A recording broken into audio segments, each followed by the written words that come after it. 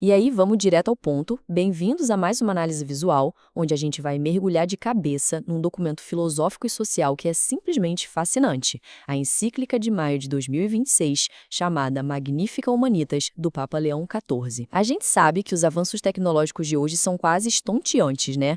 E é exatamente nesse cenário que esse texto entra, propondo uma reflexão muito profunda sobre a ética por trás da inteligência artificial e principalmente sobre como preservar aquilo que nos torna essencialmente humanos. Então, vamos desvendar juntos os principais argumentos desse documento e entender como ele mapeia os desafios da nossa era digital. Logo de cara, o documento já joga uma provocação para a gente pensar. Ele usa um dilema bíblico super clássico para enquadrar as nossas escolhas tecnológicas modernas. A grande questão levantada não é simplesmente ser contra ou a favor da tecnologia.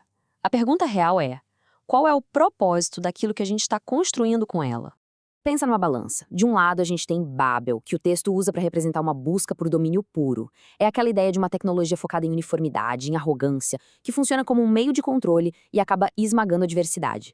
Do outro lado da balança, o documento propõe a reconstrução de Jerusalém, inspirada em Neemias. E aqui o jogo muda, porque simboliza um projeto de responsabilidade compartilhada. É sobre valorizar o esforço da comunidade, a pluralidade de vozes, criando uma comunhão que foque no bem de todos e garanta a dignidade humana. O que nos leva à primeira grande parte desta encíclica, adaptando-se às coisas novas, ou, como diz o termo original, res novae. É muito interessante ver como essa tradição milenar não ignora o progresso. Na verdade, ela sempre tenta acompanhar as grandes viradas da sociedade. Se a gente voltar lá para 1891, as reflexões eram todas sobre a Revolução Industrial e os direitos dos trabalhadores. Depois, pulando para 1965, no pós-guerra, o foco mudou para os direitos humanos e a paz mundial. E agora, em 2026, a coisa nova da vez é a revolução digital. O texto está criando marcos estruturais para a gente lidar com conceitos como computação em nuvem, algoritmos e, claro, a ascensão da inteligência artificial. Mas tem um detalhe absurdamente importante na forma como o documento aborda tudo isso. Olha essa frase. A verdade não é um território a defender, mas um bem a partilhar. Isso é o texto dizendo, a ideia aqui não é ditar regras técnicas de cima para baixo. É um convite para sentar na mesa e dialogar. É chamar cientistas, especialistas, a sociedade civil, todo mundo. Eles tratam os princípios éticos como ferramentas para um discernimento coletivo, construindo respostas em conjunto, seja qual for a sua origem.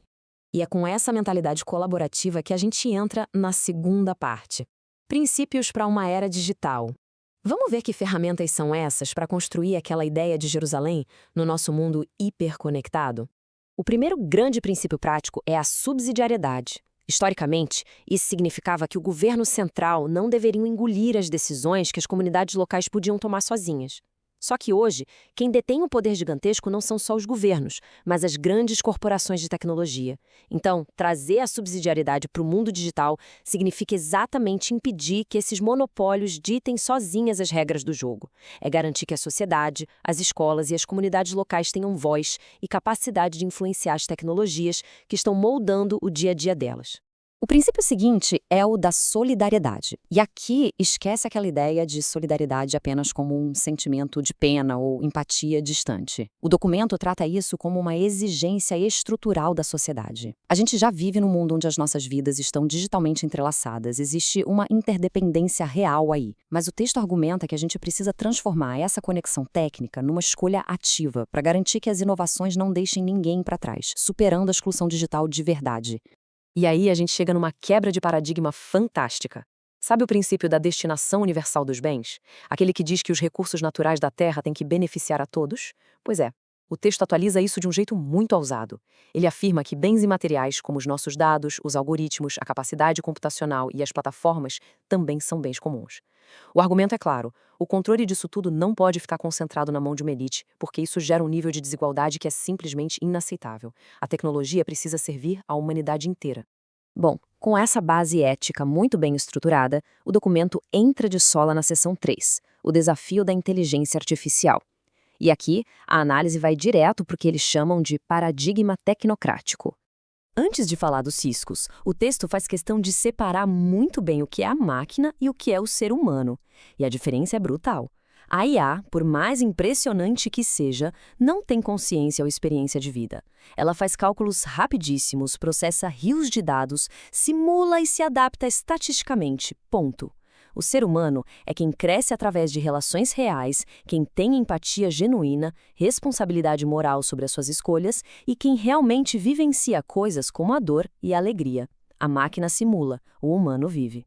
E quando a gente entende essa diferença, os riscos práticos da IA apontados pelo documento fazem todo sentido. Primeiro, tem a ilusão de objetividade. Algoritmos não são mágicos nem neutros. Eles muitas vezes carregam e amplificam os preconceitos de quem os programou.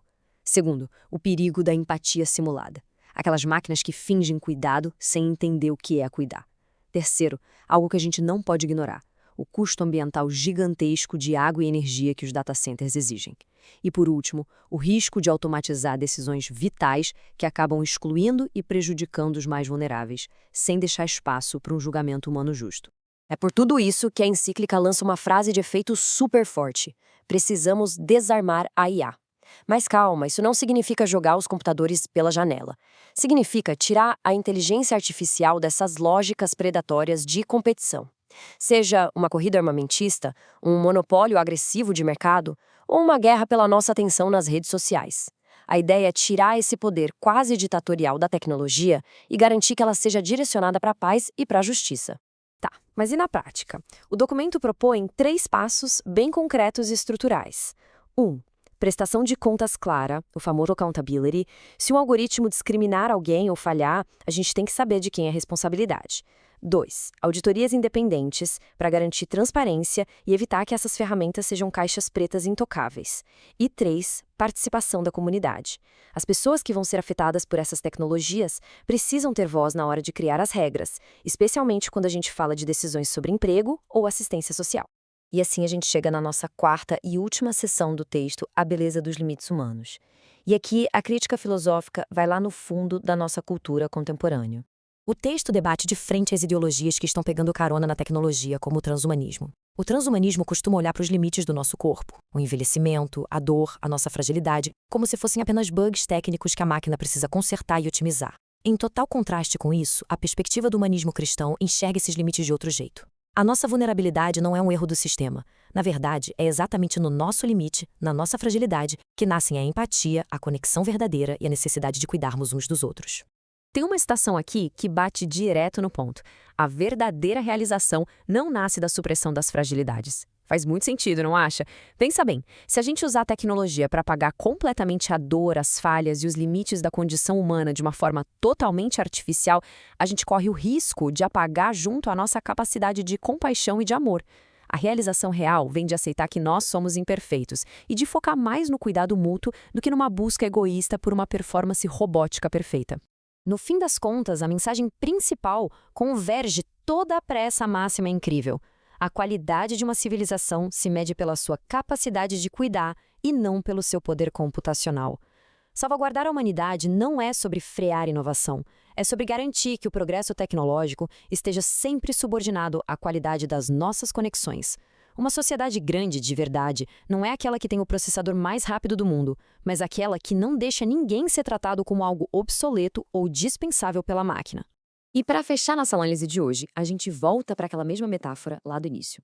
Se Babel é tecnologia servindo ao puro orgulho individual e Jerusalém é a inovação guiada pela comunidade para o bem comum, o que define o resultado final são as nossas escolhas agora. Com todo esse avanço digital transformando a sociedade num piscar de olhos, fica a pergunta para a gente refletir. Que escolhas estruturais e éticas cada um de nós precisa exigir hoje para garantir que a tecnologia continue sendo uma ferramenta a favor dessa nossa humanidade maravilhosa e complexa?